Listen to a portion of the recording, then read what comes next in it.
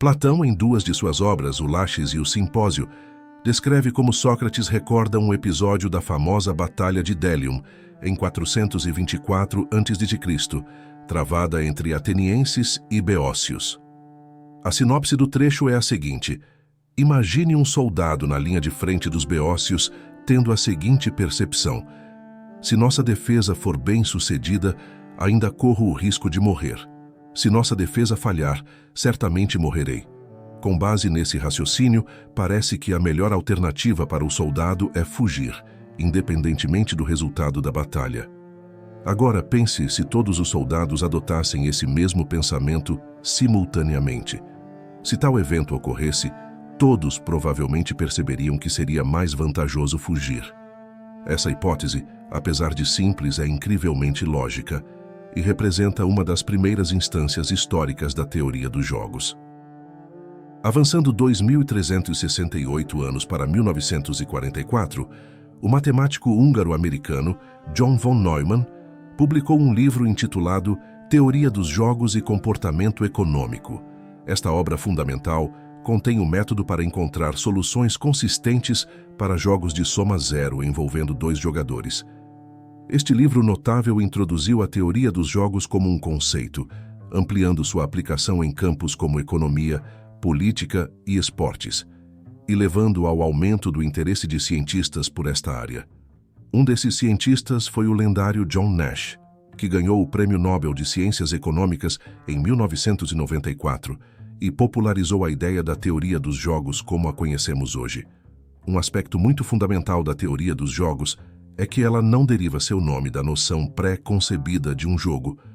Como usualmente entendemos, um jogo, na teoria dos jogos, é qualquer interação entre várias pessoas em que o ganho de cada pessoa é afetado pelas decisões dos outros.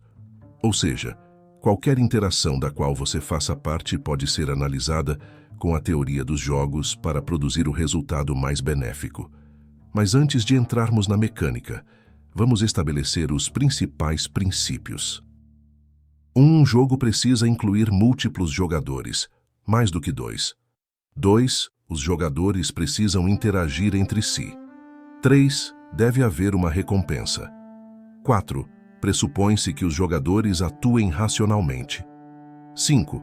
Pressupõe-se que os jogadores ajam de acordo com o seu próprio interesse pessoal. O dilema do prisioneiro é o jogo mais amplamente mencionado na teoria dos jogos. A premissa básica é como estabelecer uma estratégia mutuamente benéfica entre dois membros de uma gangue que foram presos e enfrentam a possibilidade de prisão. As regras são as seguintes. 1. Os jogadores do jogo são o prisioneiro A e o prisioneiro B. 2. Os jogadores não podem se comunicar entre si. 3. Se A e B traírem um ao outro, cada um cumprirá 2 anos de prisão. 4. Se A trair B, mas B permanecer em silêncio, A será libertado e B cumprirá 3 anos de prisão, e vice-versa. 5. Se A e B permanecerem em silêncio, ambos cumprirão apenas 1 ano de prisão, por uma acusação menor. Esta matriz ilustra as diferentes escolhas de cada membro, e cada número indica o número de anos a serem cumpridos, de acordo com cada escolha. O dilema do prisioneiro exemplifica em grande medida a essência da natureza humana. O membro da gangue movido por um interesse próprio e racional provavelmente escolherá trair seu companheiro, pensando que obterá um acordo melhor. Esta escolha idiosincrática certamente levará a um desastre para ambas as partes, pois obterão o pior acordo possível. A escolha obviamente benéfica para ambos é permanecer em silêncio. A ideia principal por trás deste jogo é expor a tendência inerente dos humanos em demonstrar falta de cooperação neste e em jogos semelhantes. Teóricos dos jogos frequentemente utilizam os termos estratégia dominante e equilíbrio de Nash para distinguir os tipos de estratégias seguidas pelos jogadores. Esses dois termos são geralmente usados juntos e formam a base sobre a qual a teoria dos jogos é fundada. Estratégia dominante refere-se a estratégias que são melhores do que outras para um jogador, independentemente de como o oponente possa jogar. Essas estratégias podem ser ótimas no caso de não haver alternativas, mas se você está em um jogo com mais estratégias dominantes, cada jogador tem uma estratégia dominante, elas não são ideais. No caso do dilema do prisioneiro, a estratégia dominante para cada jogador é trair. E é aqui que entra o termo equilíbrio de Nash. O termo é usado desde que John Nash explicou a essencialidade do equilíbrio em seu trabalho marcante, Pontos de Equilíbrio em Jogos N Pessoas. Em essência, o que ele propôs é que mesmo em jogos competitivos do mais alto nível, como Google contra a Apple ou Estados Unidos contra a Rússia, existe um equilíbrio onde nenhum lado se beneficiaria mudando seu curso. Nesse equilíbrio, cada lado conhece muito bem seu adversário e se mantém em sua estratégia. Por exemplo, no dilema do prisioneiro, o equilíbrio de Nash é o quadrado superior esquerdo da matriz, o que significa que ambos os prisioneiros precisam permanecer em silêncio. O que torna a teoria do equilíbrio de Nash tão especial é que ela pressupõe que, em cada jogo, existe pelo menos um ponto de equilíbrio, e todos os jogadores estarão melhores se tentarem encontrá-lo e formarem sua estratégia em torno dele. Esta revelação momentânea ajudou pessoas em disciplinas como política, guerra, economia, negócios e teoria social a entenderem melhor o mundo e formarem estratégias mais eficazes. A concepção do equilíbrio de Nash foi retratada excepcionalmente no maravilhoso filme Uma Mente Brilhante. Mesmo que pessoas ou empresas sigam racionalmente seus próprios interesses, o melhor resultado é difícil de ser alcançado quando não podem ou não cooperam. Portanto, a melhor estratégia é continuar a analisar o mercado em busca de alianças potenciais. Pessoas que conseguem forjar alianças fortes eventualmente se tornarão parte de oligopólios e, assim, dominarão seu mercado. Os demais, consequentemente, serão marginalizados.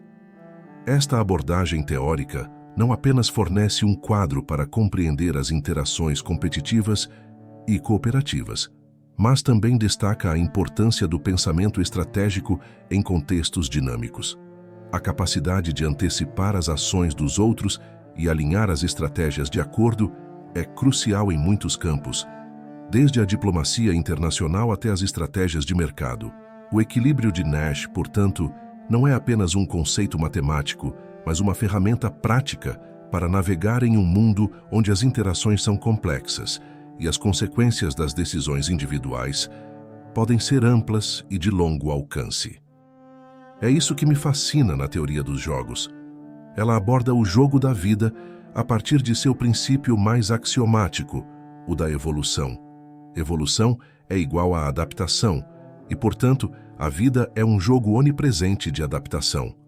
Os humanos prosperam na cooperação porque ela é a principal estratégia que nos ajudou a sobreviver e prosperar após anos de adversidades e lutas para competir contra diferentes forças na natureza. Esta perspectiva transforma a maneira como vemos nossas interações diárias e decisões. A teoria dos jogos não se limita a analisar estratégias em contextos econômicos ou políticos. Ela se estende para entender como os seres humanos interagem em todos os aspectos da vida. Desde a formação de alianças em sociedades antigas até a colaboração em projetos modernos, a cooperação tem sido um elemento fundamental para o progresso humano. Por meio da teoria dos jogos, entendemos que, ao longo da história, a capacidade de trabalhar em conjunto e adaptar-se às circunstâncias em mudança tem sido crucial para o desenvolvimento e sucesso das sociedades. Ademais, essa teoria nos oferece insights sobre como os indivíduos podem otimizar suas estratégias em situações de interdependência, seja na negociação de tratados internacionais ou na resolução de conflitos no ambiente de trabalho. Ela realça a importância da previsão, do planejamento e da flexibilidade nas decisões.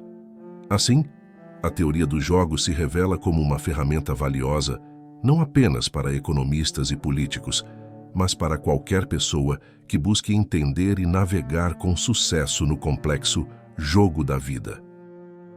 O aspecto triste é que, após estabelecer nossa soberania, dominamos outras espécies e, em muitas ocasiões, a própria natureza, mas eventualmente acabamos nos voltando uns contra os outros.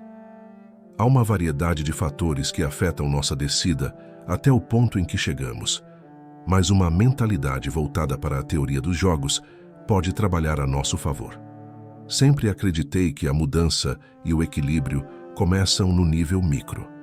E isso é algo que falhamos em compreender, pois geralmente somos consumidos por eventos no macro. É interessante estar informado e discutir e argumentar sobre política e estratégias nacionais, mas no fim do dia, o gatilho é puxado pelos estrategistas respectivos. O que cada um de nós poderia fazer em vez disso é usar a teoria dos jogos em nossas decisões mais desafiadoras e em nossos relacionamentos mais próximos. Aplicar a teoria dos jogos no dia a dia significa entender como nossas ações influenciam e são influenciadas pelos outros ao nosso redor. Isso envolve analisar cuidadosamente as consequências de nossas escolhas, não apenas para nós mesmos, mas também para as pessoas com quem interagimos. Ao fazer isso, podemos identificar estratégias que maximizem os benefícios mútuos e evitem conflitos desnecessários. Esta abordagem pode ser particularmente valiosa em situações de trabalho em equipe, negociações pessoais e até mesmo em dinâmicas familiares, onde a cooperação é frequentemente a chave para o sucesso. Ainda, a aplicação da teoria dos jogos em um nível pessoal pode ajudar a fomentar um maior entendimento e empatia. Ao considerar os interesses e as perspectivas dos outros, estamos mais aptos a encontrar soluções equilibradas que respeitem as necessidades de todas as partes envolvidas. Portanto, ao invés de focar exclusivamente em estratégias de grande escala, reconhecer a importância de aplicações práticas da teoria dos jogos em nossa vida cotidiana pode ser um passo fundamental para alcançar um equilíbrio mais harmonioso em nossas comunidades e sociedades. Independentemente da decisão que você tenha tomado e de como isso impactará seu futuro, pense como um teórico dos jogos. Considere questões como: os atores envolvidos na situação são racionais? Podemos alcançar o equilíbrio de Nash? Eles agem de acordo com seus próprios interesses? Eles entendem as regras do jogo? A estratégia dominante deles é realmente tão dominante? Se você perceber que a maioria dos parâmetros da teoria dos jogos não está sendo atendida, sabe que precisa mudar sua abordagem. Você precisa agir irracionalmente, o que eu não sugeriria, ou precisa se afastar e encontrar melhores jogadores ou jogos. A escolha é sempre sua. A vida, muitas vezes, se parece com um jogo. E geralmente os vencedores são aqueles que sabem como jogar. Nesta linha de pensamento, aplicar a teoria dos jogos ao avaliar situações do cotidiano pode ser uma ferramenta poderosa para tomar decisões mais informadas e estratégicas. Ao compreender as motivações e as possíveis ações dos outros, podemos antecipar resultados e adaptar nossas estratégias de acordo. Isso não significa apenas calcular friamente cada movimento, mas também entender a importância da cooperação, da negociação e do compromisso em alcançar soluções mutuamente benéficas. Ao incorporar esses princípios em nossa tomada de decisão, podemos melhorar não apenas nossos resultados individuais, mas também contribuir para relações mais equilibradas e justas, seja no âmbito pessoal, profissional ou social. Portanto, pensar como um teórico dos jogos não é apenas sobre ganhar, é sobre compreender a dinâmica das interações humanas e buscar o melhor caminho possível dentro de um conjunto complexo de variáveis e interações. Obrigado por assistir. Não se esqueça de curtir o vídeo e inscrever-se no canal se esse conteúdo agregou à sua vida. Vou indicar 2 vídeos aqui que talvez queira ver a seguir. Até breve e fiquem com Deus.